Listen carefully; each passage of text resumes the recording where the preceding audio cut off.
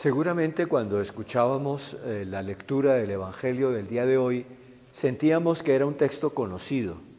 Sí, es una parábola muy conocida por todos nosotros. Es la famosa parábola de los talentos. Tan es así que la palabra común y corriente que nosotros utilizamos en nuestro lenguaje diario, de este hombre tiene muchos talentos, o es una persona talentosa, viene de aquí, de esta parábola. ¿Qué significa la parábola? Fundamentalmente la parábola significa que el Señor distribuye sus dones a todos. Todas las personas, unos más, otros menos, pero todos recibimos dones del Señor. Dones de toda clase. El primero y fundamental es el don de la fe. Pero a partir de ahí nosotros tenemos diferentes capacidades desde el punto de vista intelectual, desde el punto de vista de nuestras capacidades manuales, de nuestras capacidades artísticas, etcétera, etcétera, etcétera. Somos personas talentosas, dotadas de talentos. Por eso, la primera responsabilidad nuestra es descubrir qué quiere el Señor que nosotros hagamos con esos talentos que Él nos da. Es decir, cuál es la vocación propia, específica, que el Señor nos llama, a la que el Señor nos llama, y por lo tanto, cuál es la tarea concreta que el Señor nos encomienda para que nosotros pongamos a fructificar esos talentos que Él nos da. Esta es una tarea importante que tenemos que hacer a lo largo de la vida. Estar siempre atentos a cuál es nuestra tarea, cuál es nuestra misión, qué es lo que el Señor quiere que nosotros hagamos con todos esos talentos que Él nos da. Y ponerlos al servicio de los demás. Porque la tarea, la misión que el Señor nos da es siempre una tarea, una misión de servicio para los demás, especialmente para los más pobres, para los más necesitados.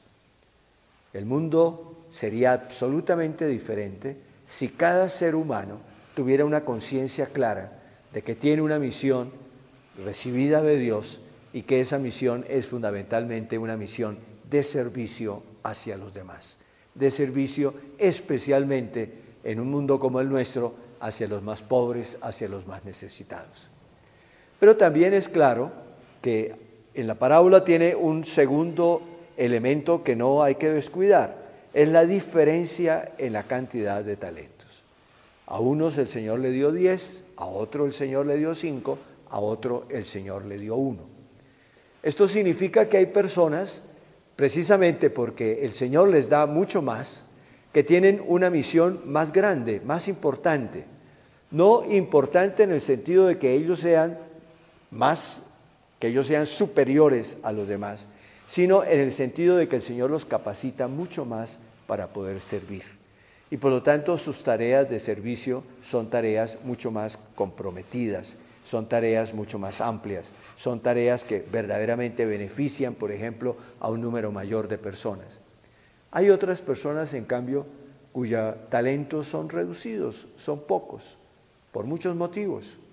Y sin embargo, la parábola nos quiere decir, aun cuando los talentos sean pocos, aun cuando sea aparentemente poco lo que se ha recibido, sin embargo, siempre hay tarea, siempre hay misión. Y no podemos cruzarnos de brazo pensando que como no somos los mejores, los más talentosos, que como no somos aquellos que hemos recibido, como muchos otros, muchísimos talentos para el servicio de los demás, entonces no tenemos nada que hacer. Cada uno tiene que aportar, cada uno tiene que aportar. Aportar desde lo mucho o desde lo poco. En otra parte el Señor nos dice que el que recibió mucho, a ese mucho se le pedirá. En cambio, al que recibió poco, poco se le pedirá, pero de todas maneras a todos se nos pedirá que pongamos en ejercicio, que llevemos a la práctica todos los talentos, las capacidades, los dones que el Señor nos regala permanentemente y con los cuales Él quiere que nosotros seamos instrumentos de su amor, de su misericordia, de su ternura para con los demás. Yo los invito a que hoy nos examinemos. Examínese cada uno, vea cuáles son sus talentos, vea qué es lo que ha recibido del Señor y también examínese sobre cómo los está poniendo al servicio de los demás. ¿En qué medida su vida es una vida llena de sentido porque sirve a los demás? Porque está en función de construir un mundo más justo, más fraterno, más solidario. Señor nos ilumine y nos permita comprender cada vez mejor su voluntad acerca de nosotros. En el nombre del Padre, y del Hijo, y del Espíritu Santo. Amén.